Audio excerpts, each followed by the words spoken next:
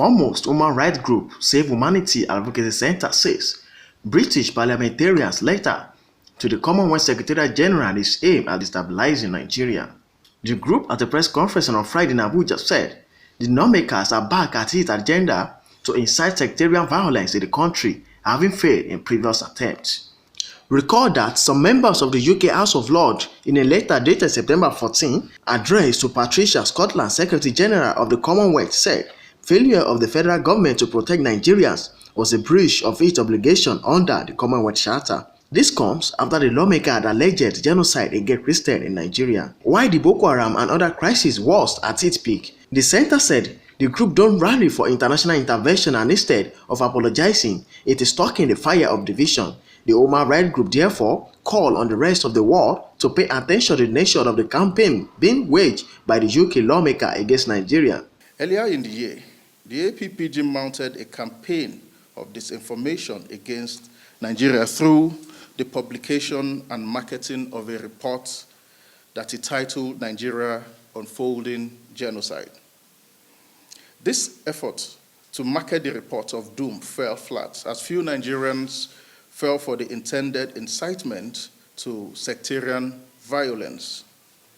The authors of this report packaged it such that people will be misled into reading targeted sectarian killings into the attacks being carried out by Boko Haram, bandits, and militant herdsmen. Had Nigerians fallen for their malicious dissent, the entire country would have been in flames by now. We at the time drew the attention to the mischievous nature of this report and the potential it has for doing damage.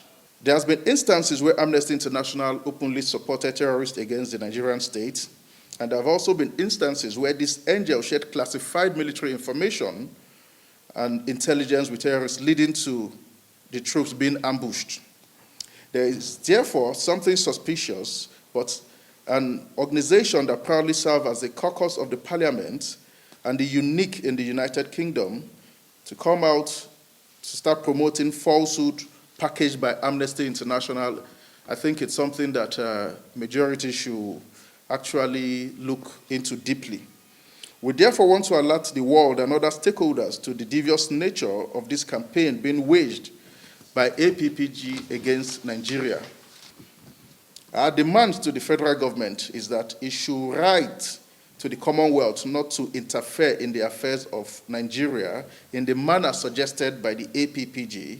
Our position is that where the Commonwealth refuses to back down or decides to interfere in Nigeria's affair in the manner suggested by the APPG, the federal government of Nigeria should strongly consider withdrawing Nigeria's membership of that body and immediately begin the process of achieving same. The group, however, urged the Nigerian military to remain focused and not in any way to be dissuaded by these distracting strategies.